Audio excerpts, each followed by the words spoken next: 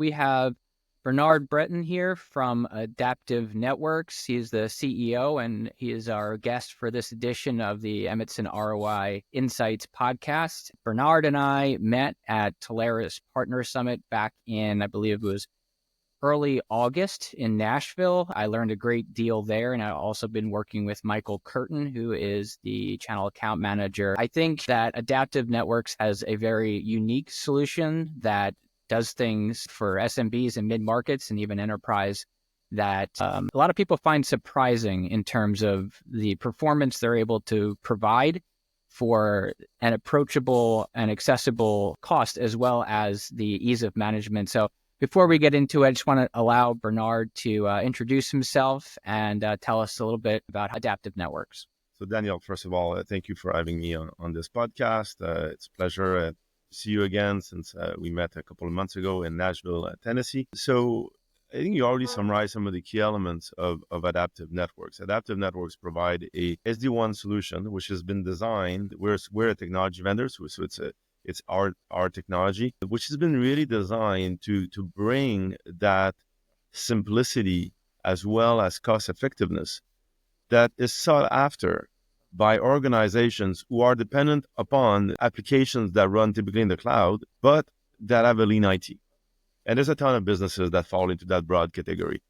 We see that in the mid-market, some small business, sometimes even large enterprises, which have a highly dispersed set of branches and end users who do have that need to really bring simplicity because they understand that complexity is, in effect, undermining their ability to get things done. So all of Adaptive Networks' ethos is all around bringing simplicity to a world where there's unfortunately too much complexity in the network world. That's where the conversations I've had with clients and even other suppliers where you really stand out and shine. Can you tell us a little bit about what, for business owners that have those lean IT teams that, maybe aren't so familiar with SD-WAN as a technology, what complexity are they facing specifically that Adaptive helps solve from a business outcome perspective? Yeah, the great question. So before even talking about how simplicity plays a role, let's talk about the business problems that we solve.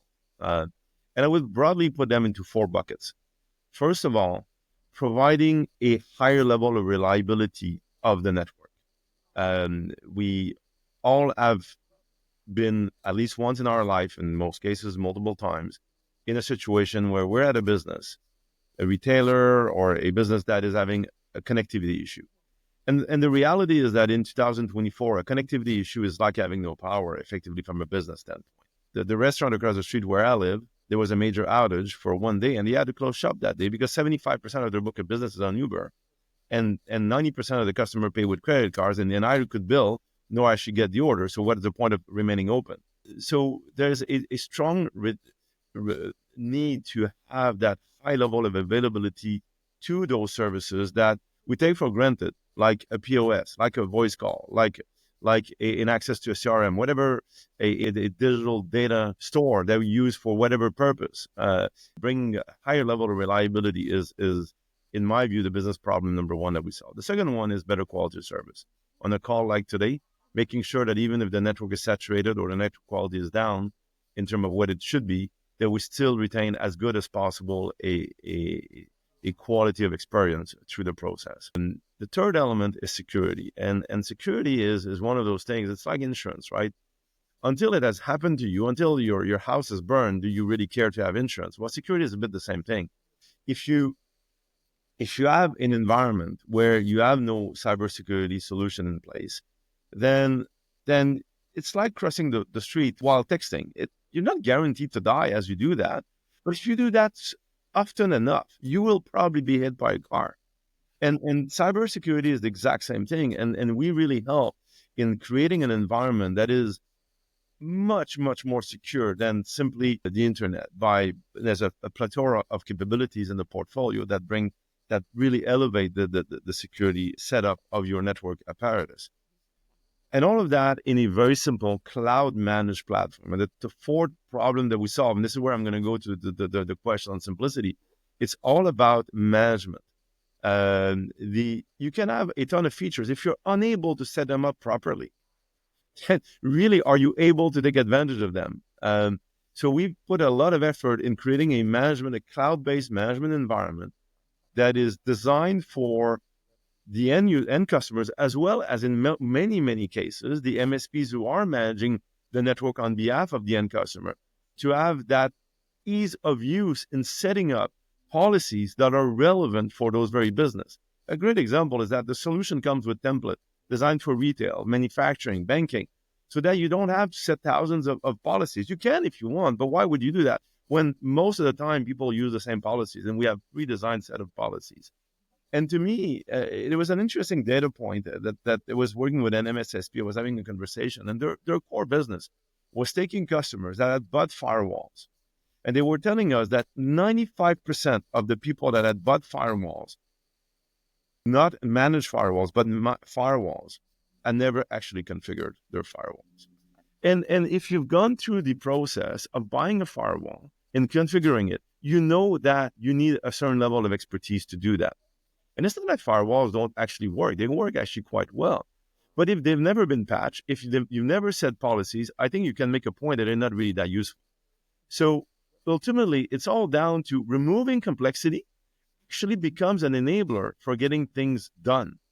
And that's really what we're focusing on. And that's why the fourth pillar is really bringing simplicity so that the MSP can be more efficient at it, so that the business owners can have a better understanding of what's going on in their network and have an easier use with their lean IT environment to actually manage their network infrastructure, whether they're one branch business or a 100 branch offices business. In both cases, very rarely you have a full stack of IT folks at every single branch. You want that simplicity so that you can quickly deploy, modify, manage your. Thank you for that very comprehensive overview. I think you made it very easy to understand. And I want to, because you set it up very nicely, I would like to take an example and kind of talk that through. You mentioned restaurants, right? So if you're a 5-location restaurant chain, or perhaps maybe you're not even in a single entity, and maybe you're a restaurant owner that is a financier that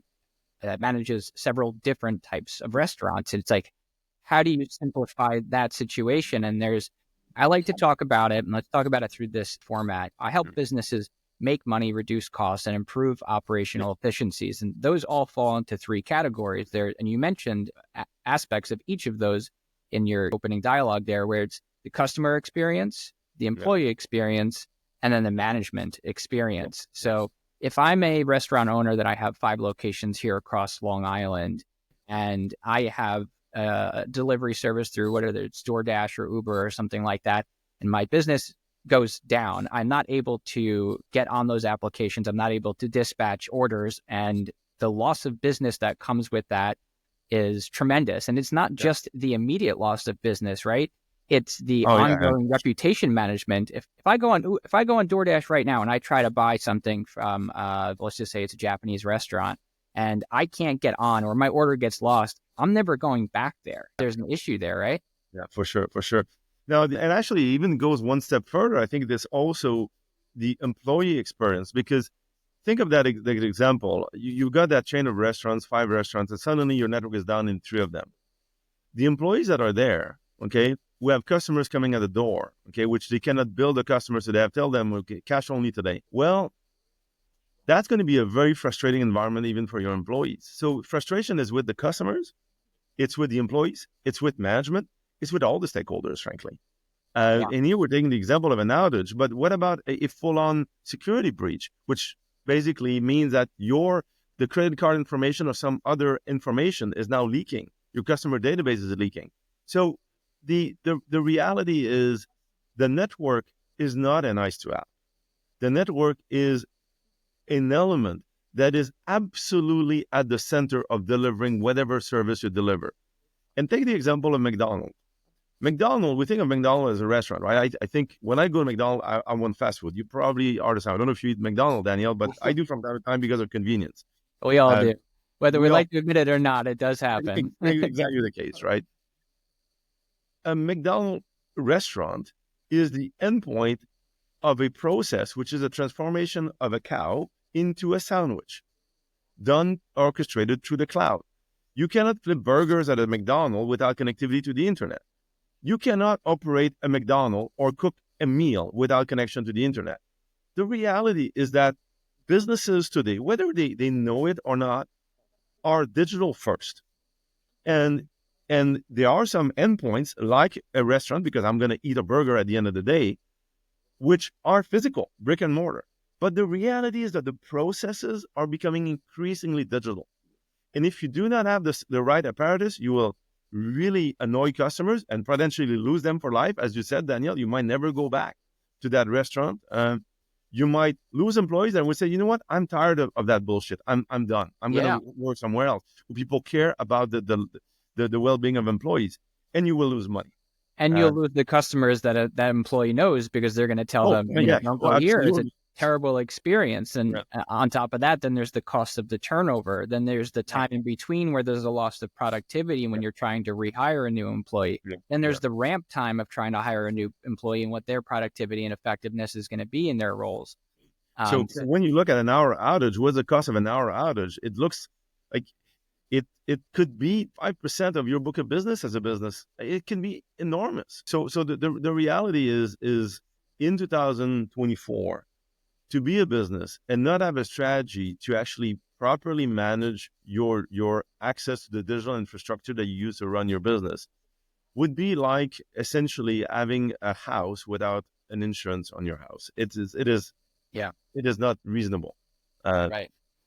So from a management standpoint, some folks out there may not know about the benefits of SD-WAN in particular in terms of, the centralized management. So let's talk about that perspective of maybe a restaurant owner who owns 5 restaurants. A lot of people are doing, network aggregation. Maybe you're getting all your circuits from one place or one provider or something like that. So you do have sort of that one throat to choke, they say, to go and figure out what's wrong with the network. But with an SD-WAN solution, with the automatic failover and having a backup solution that, prevents that from ever happening. Can you tell us about the day in the life of a business owner or a single IT guy that's at that restaurant chain and managing, perhaps policies across all the locations? So when they want to make a change or perhaps even roll out a new location. Yeah.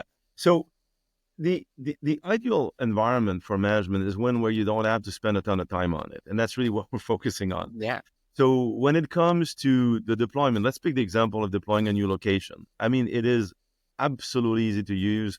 You set up basically policy templates, punch the address, define the service that you're going to have. And that's pretty much it. The system is completely self-discovery, zero-touch provisioning. You, of course, need to connect the device, and someone needs to do that. In many cases, a restaurant owner in that example would have an MSP doing that for them.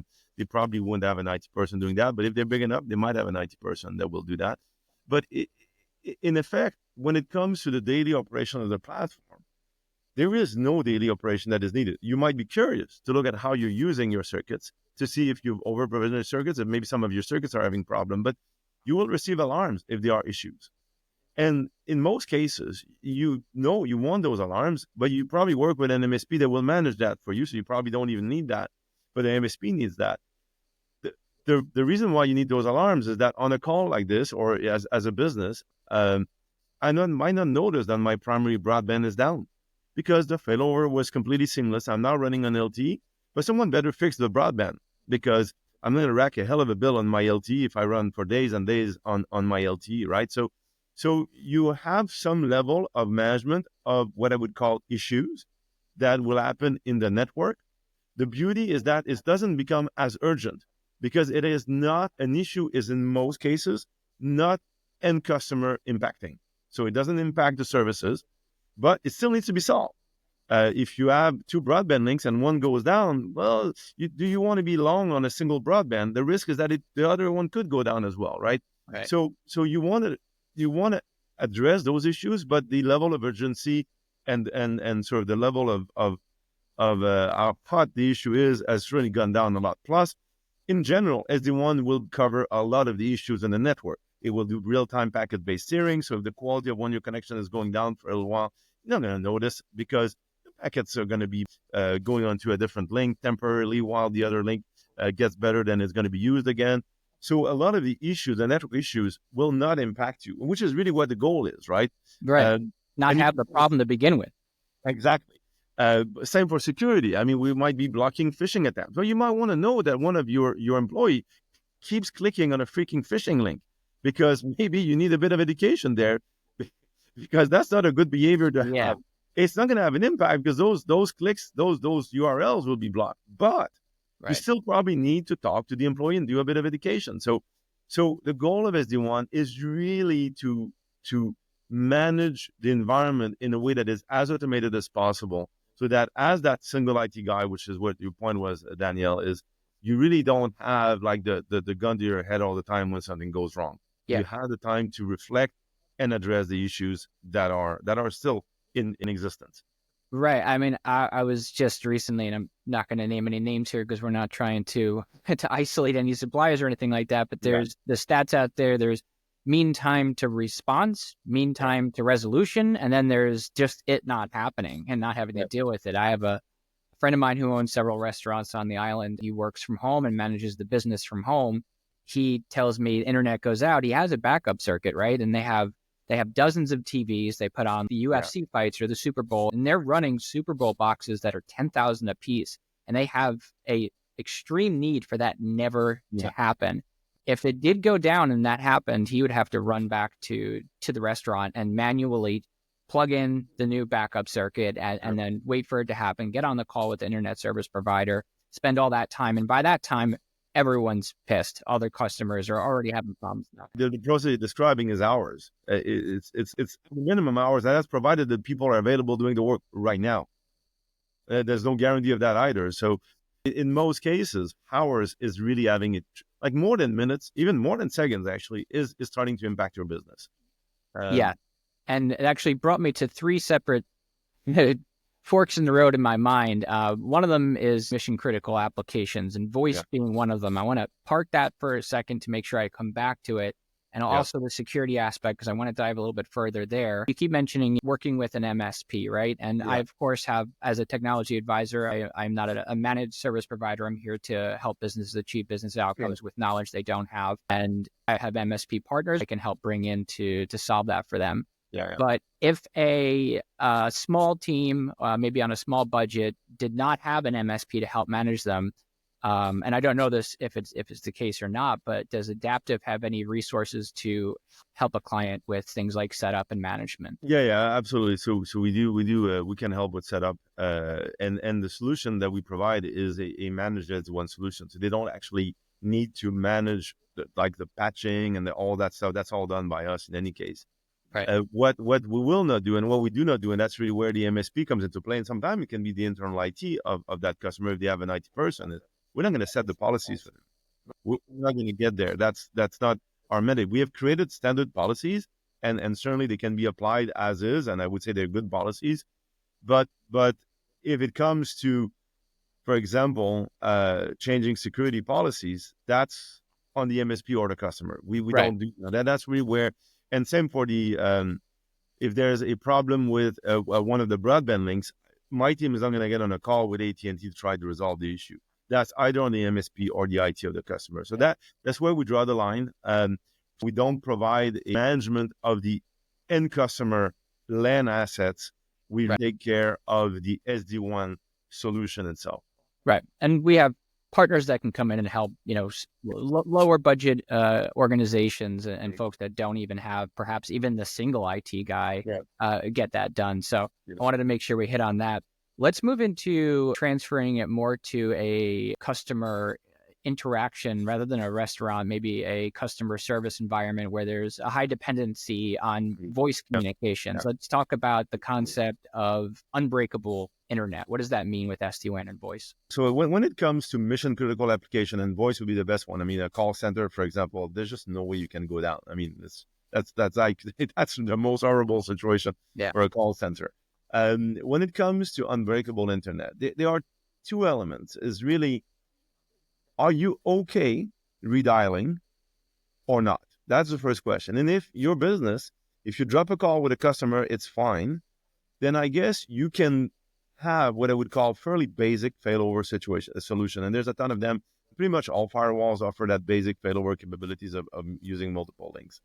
But if for you, dropping a call is not acceptable, okay, that's really where You want to go to what we call an environment where you have an IP stack, which is completely resilient and agnostic of the telcos.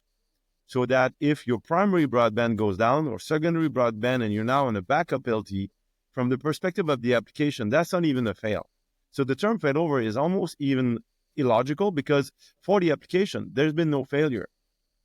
Yeah. So it is simply the use of whatever capacity of the underlying circuits for the purpose of delivering a payload, which happens to be voice.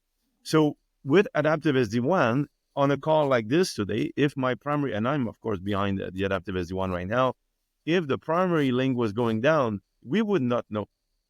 You and I wouldn't know because we would not notice. It is instantaneous and it changes nothing in terms of the routing layer 3 and more. And I'm getting a little bit more technical, but that means that the sessions are not broken. Right. So the session not being broken basically means that you won't see in Teams when it says, well, when it goes with that attempting to reestablish connection, that's not going to happen. Okay. Right. So if I'm a manager of a call center or even a call center employee, and this is where, again, it bleeds over into the management, the employee, and the customer experience all linked into one, because the most frustrating thing that I can think of as a consumer is calling it to a business where I have to jump into a queue, right? And I'm waiting for my turn to get through, or maybe I'm going through an automated menu and I'm screaming representative and I finally get to that person. Then all of a sudden the call drops. It's like redialing is not a solution. Redialing does not help because I have to go back through that whole process and go through it. That is a terrible customer experience. And then the employee experience becomes terrible because I'm getting on and I'm angry and I'm yelling at them. Come on, you're not going to be very happy. So you're not going to be in a good mood. Absolutely. I think anything to do with call centers where you have a queue, really, having a failover strategy that is not going to be 100% seamless is unacceptable. I have a 4-son now, and I call my pediatrician, and they are great. But I do have to wait in queue a lot of the times, and I'm going through a booking appointment, or maybe it's an issue that I'm having where I have to call and I need an answer quickly. If that call drops, that's an emergency situation, perhaps, and that's not something I ever want to deal with. I completely agree. There's no question about that. And I think that's one of the big delineation between an SD-WAN solution that truly virtualizes the network and is able to give that persistent IP no matter what happens with the circuit, which, by the way, also has another advantage, is that you become completely agnostic from your circuits and your telco. So you can switch them. You can take advantage if you're on the Verizon fiber, you can go to something else. It doesn't actually change anything on your network sites. You really create that agnosticity, which allows you to take advantage of the lower cost. You don't need DIA, for example, no need for static public IPs. In some countries, telcos are charging an arm and a leg for DIA versus a regular broadband. So you really have the ability to not only get a much better experience, but get a much better cost as well. Right. It's not just call centers. It could be any customer face it. Anybody with a sales call, if you have a sales team and you have outbound dialers, or you connect with a client or a prospect and this is your one shot. If that call goes down, you don't have the opportunity to call them back. You might not get them again. So there's a lot of circumstances where voice is just not an acceptable application to not be working seamlessly. Yeah, absolutely. And there are other domains where there are mission critical applications, which are very, very important and that carry the same sort of characteristics. Think, for example, of security cameras feeds that cannot go down for a couple of minutes. That's just not acceptable, especially if they are for sensitive things. Alarm systems, IoT in some cases for emergency, same thing. There's a number in the manufacturing space. There's also a ton of things that are quite mission critical as well. So there's a large number of applications that are mission critical and where a failure, even for a short period of time, isn't acceptable. Yeah, totally. Let's transition a little bit deeper into the security side of things. And I want to speak on the concept of a hybrid workforce and remote, because there's a lot of things. And you mentioned a great analogy, which I think is, crossing the street and eventually while you're texting, you're going to get hit. It's not a great idea. You have traffic going perhaps between your data centers to your on-premise locations and to your employees that are out in the field and coming back and forth. So how does the SASE solution help solve those? Yeah. So there's a number of things that we do. So first of all, all that started about 4 years ago when we had made a decision to re-architect our product, essentially from the ground up, to have a secure SD-WAN at its heart. So at the heart of Adaptive Networks SD-WAN platform, there is, which is implemented essentially a ZTNA, Zero Trust Network Access philosophy, through a role-based access control where every packet, there's a decision based on a multitude of parameters as whether or not that traffic should be allowed or should not be allowed. And that combined with the ability to do full private network isolation at the branch already creates a much more secure environment. Now, it doesn't help you for those that are on the road because they're not behind your branch office. They're not behind your SD-WAN apparatus. So we have an application for that. It's basically our SD-WAN stack running on the PC itself. So on the endpoint, that's called MyConnect. And that solution is essentially a client that will connect to your network and provide the same type of policies in terms of security that you have at the office. So, for example, if you have decided that and it's your decision, those are policies, that you decided, for example, that you're not allowing phishing, which is a really good idea, by the way, to disallow phishing. I would recommend generally disallowing phishing. Then I'm at home, and yeah, it's just a good idea. Yeah, it's a good starting point from a security standpoint. Yeah. I would say that's the minimum level of security you should implement. And let's say that you've put securities that disallow phishing, and I'm working from home, and I'm using MyConnect, so I'm behind that application, and I'm clicking a phishing link. Well, that's going to be blocked. So that allows you to elevate the cybersecurity postures for those that are actually on the road or working from anywhere. What's interesting about that MyConnect application, it's not only a security solution, which it is, but it is also an SD-WAN appliance, a virtual appliance running on your PC, which means that I can, without any physical device, just my PC being essentially the compute that will be used to actually deliver the SD-WAN service, use multiple links, have seamless failover, use packet-based steering, do network aggregation. All of those things are available as well without a device from home. So if you're someone that works from home and you happen to have not so great connection where you are, let's say you're at a cottage and you don't have that 1 gig fiber experience, you have some lazy, bad broadband, or even you're relying purely on LTE, well, have 2 of them. And we'll aggregate them. We'll steer the packets based on quality. And if one goes down on a call like this, you won't know about it. And that can apply to you being in a hotel room, salespeople that are traveling all the time, or execs that are traveling, that are taking important calls on a hotel Wi-Fi, for which you have zero control on either security nor quality, as you know. Well, tether your phone with LTE to your PC during your call. That's important, so that if the Wi-Fi of the hotel goes down or gets congested, at least the packets are going to basically move over to the LTE, providing you a good quality experience, all at the same time retaining the cybersecurity posture that you want to have. So in the context of, let's just say, an organization with a sensitive customer information, or maybe they require compliances, from maybe a law firm, right? Maybe you have paralegals working from home and they need to access a client's files. You may need compliance for that, and likely you do. That can help secure your remote agents. That can also, I would we have been building partnerships in the space of security. We're a network company first. We're not a security company first. So we build a network that is designed with security in mind, but we're also working with partners to bring additional security capability in our ecosystem. And stay tuned, in a couple of weeks, we're making an interesting announcement around data compliance, around data security in general. So stay tuned. Awesome. Well, maybe we'll have you back on in a little bit and see how the updates are coming on there. Yeah. That's great. And the thing with smaller to mid-sized organizations, sometimes they have a need in one space and they don't have an MSP that's going to be able to cover everything. And they need a variety, but a small variety of solutions providers, not a complicated vendor sprawl situation where you can partner with Adaptive for your SD-WAN and your network needs and include that SASE, but then also work with perhaps a Coro or a Thrive or someone who can help you with policy making and help you fill in the gaps of the other solutions, security aspects as well. Yeah. No, completely agree. Simplicity is not only about the product, it's also about the commercial relationship.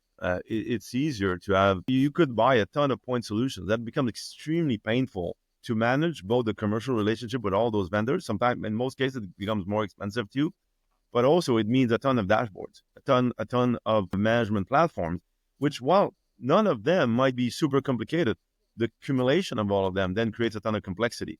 Yes. And the outcome often is that as a result, you don't really use those capabilities to their fullest extent. Yep.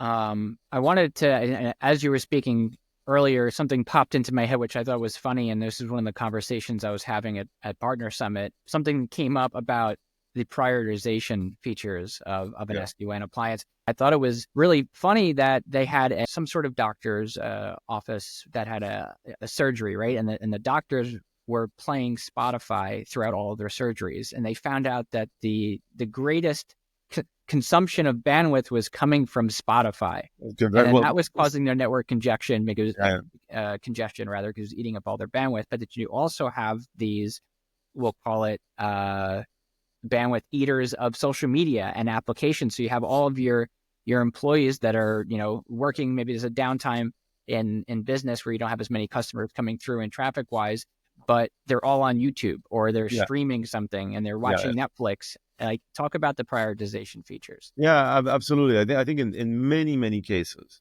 businesses will see that the majority of their traffic is not consumed by application they care about at all. Okay. They are what I would call leisure applications used by employees or customers. Because in many cases you have guest Wi-Fi as well, and that will be part of that whole thing. So the problem with this, of course, is that the circuits that is installed is a finite capacity. As soon as, and it might be for a brief period of time, because typically there's significant over provisioning of capacity in a network, but the reality is that you might have spikes. For example, a massive upload of iOS, which it's happening mostly at the same time for everybody. Suddenly you're having gigabytes and gigabytes, and if not terabytes of data, if you're a business with multiple employees, all downloading the same freaking thing on your mobile phone. Yeah. Well, for a period of time, that might very well saturate your network. No matter what's installed, you have hundreds of megabits per second installed, you might still saturate it. And as a result, other applications, and frankly, you don't care how quickly that upload is done. It's a background upload. You don't really care. Yeah. But you have no control over it. So really, that's what SD-WAN brings, is control over it. To say, you know what? These packets are worth less to me if the highway becomes congested. Please keep me a lane for the emergency vehicles. Okay? Yeah. And I know there's a lot of people that are going to the beach. It's okay if they take 30 minutes more to get to the beach. But that should not take 30 minutes more for the ambulance to go try rescue someone that is potentially going to die if they come late. That's really what QoS is about. It's about, in real time, identifying on that 6 highway lane, how many lanes do I need to use for the priority service? And now an airliner has crashed somewhere. I might need all of the lanes for my business, for my ambulance, because there's going to be so many of them going there, which means that the people going at the beach, well, they might have to wait hours before they go there. But that's okay, because we want to save lives. That's what it is, really, in terms of the analogy with QoS. It's really about dynamically deciding what packets get served first.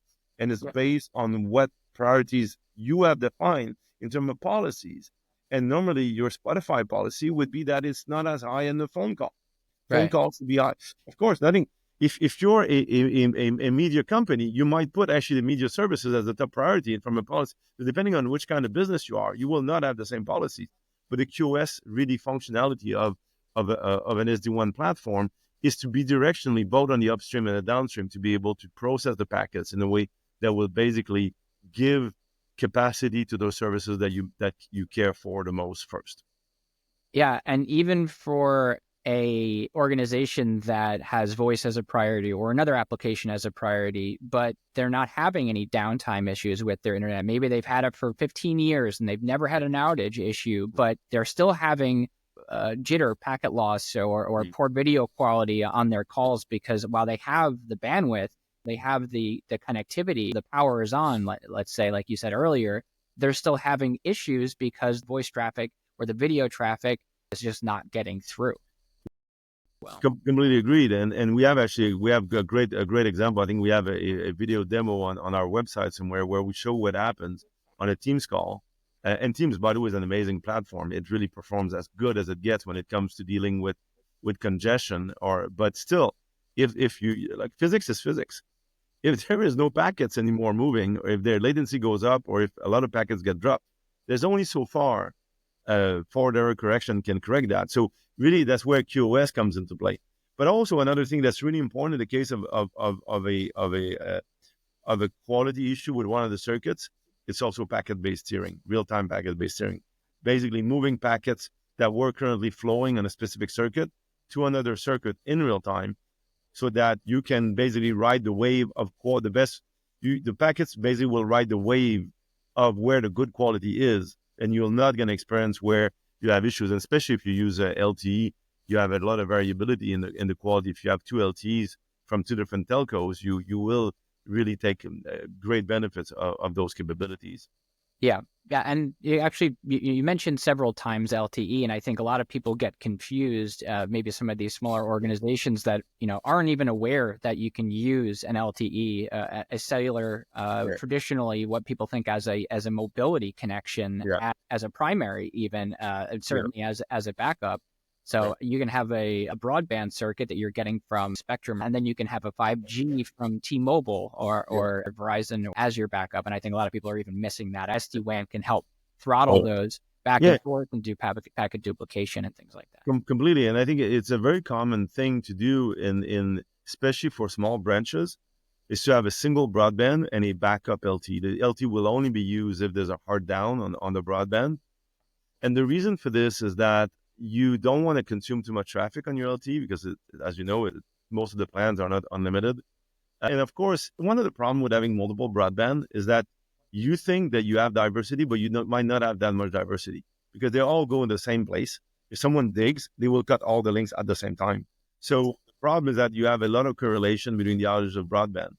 It's very hard to have correlation in the outages of a wireless circuit and a fixed circuit. Right. So Now, you have the redundancy from two dual circuits. A lot of people think they have the diversity. You talk about true diversity is when you have a wireless connection, then you have a wireline connection. I would say there's two dimensions. There's another dimension to diversity, is diversity logical. There's physical diversity, which is what we're talking about, wireline versus wireless, but there's also logical diversity.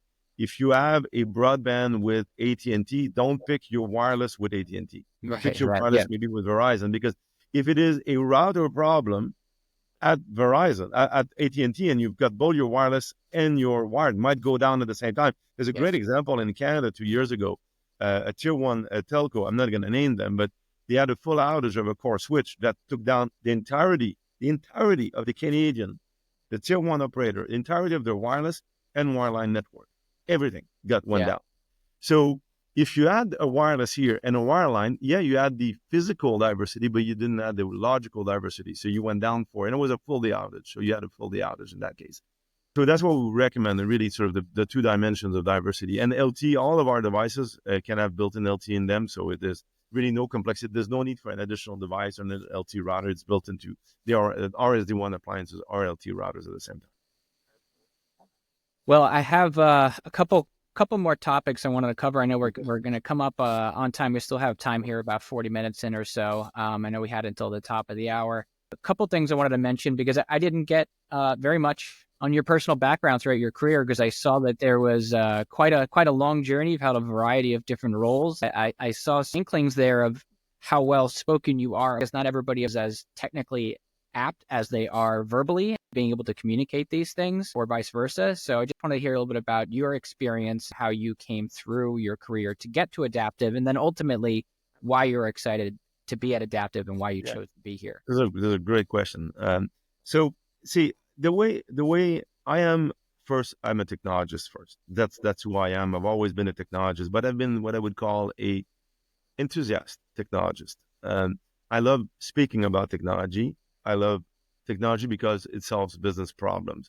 All of my life, in all of my career, from my work in research, which was when I started my career, was in research, to moving on to the private sector and really sort of building startups and and running basically large R&D shop, I was always really working with customers directly, really getting down in the trenches and seeing how our technologies, whatever they were, could help solve business problems. So this is really something that I've loved all of my life. And at Adaptive, that's what I do.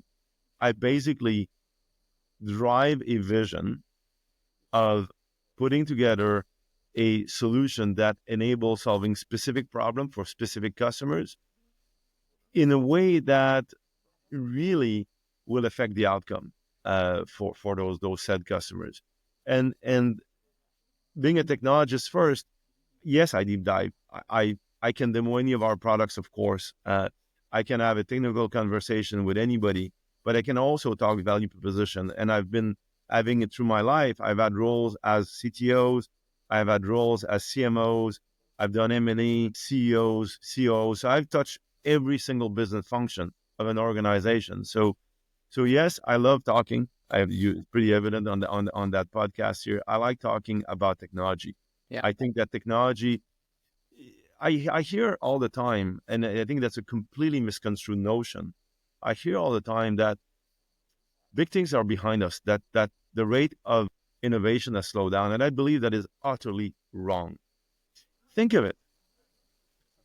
Between the time the human beings started to communicate through the form of using writing to the point we had the first ability to connect remotely to telegraph, there were thousands of years.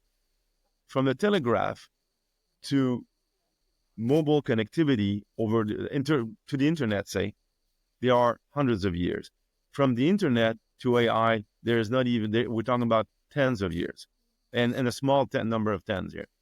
And we have a rate of changes in the world. Like businesses today are profoundly digital. Some people don't even realize that. But the reality is that there is almost no business out there that is not digital first. And what I see is that as the world is continuing to evolve, technology is changing societies. That's what makes it so interesting. Like, look at it when you talk to the younger generation. The way they behave is completely the result of technology first.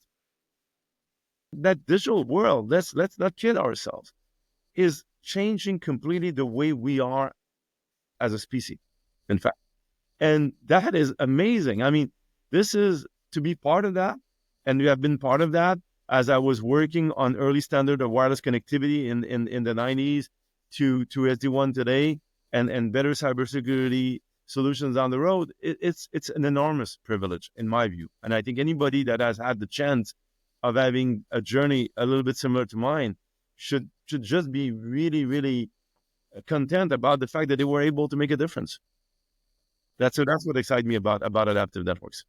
It's very clear and evident that you are excited about it, and I think the passion that comes through in multiple of the executives, across all roles. I've spoken with CTOs and CEOs as well as lower level, earlier in their career individuals, and it seems to be that the people who are the most effective and really sort of ascend through the ranks and take on more of the leadership roles and the visionary roles are because they are so passionate about it. Yeah, passion is the base layer of getting things done when it comes to businesses. It is absolutely fundamental. If you do not love the technology, the product, the solution that you have, that you build, that there's no way your business will succeed. So I do believe that passion is foundational.